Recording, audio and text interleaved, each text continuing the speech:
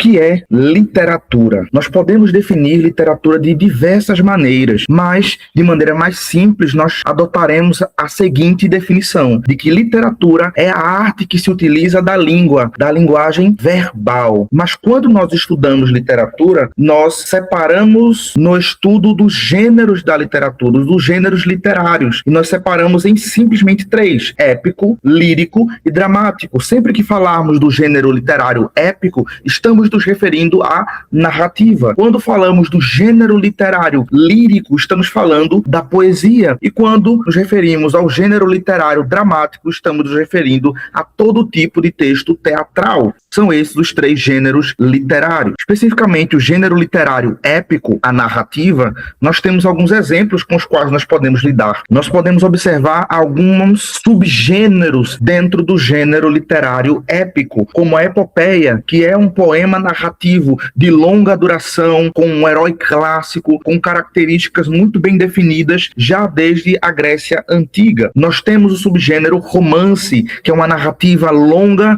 mas que difere da narrativa clássica da epopeia, não é um poema. A novela, que é mais curta do que um romance. Se nós atentarmos para a definição dada por Clarice Lispector do que é uma novela, é que é uma história menor do que um romance e maior que um conto. Ela situa a novela entre a extensão longa de um romance, que é justamente longo, e a extensão mínima de um conto. Então, o romance, a novela ficaria em extensão entre o romance, que é longo, e o conto, que é curto. Quando lidamos com o gênero literário épico, nós precisamos considerar os 5 elementos da narrativa: o narrador, o enredo, os personagens, o tempo e o espaço. Esses 5 elementos precisam estar presentes para que você considere o texto como narrativo. Em comparação com o gênero literário dramático, nós precisamos considerar que lá também tem enredo, personagens, tempo e espaço,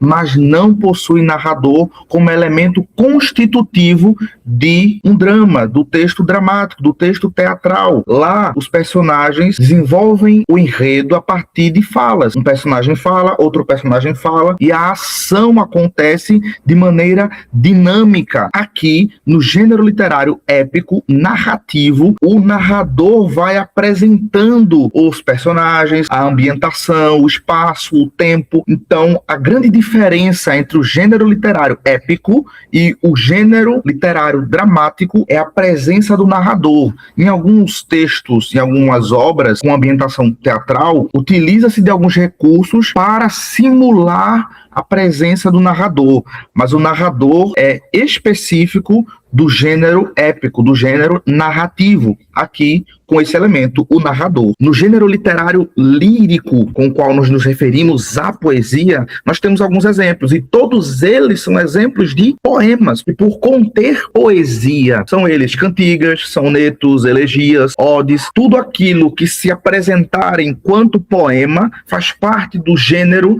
lírico, desde que ele não seja narrativo. Que nós temos aqui um exemplo de poema lírico escrito aqui pelo grandiosíssimo Fernando Pessoa, escritor português. E por último, nós temos o gênero literário dramático, que se refere ao teatro. Nós temos alguns exemplos, que é a tragédia, que é a comédia, o auto, a farsa. Todos eles são exemplos, são subgêneros do gênero literário dramático. Não esquecer dessas características específicas.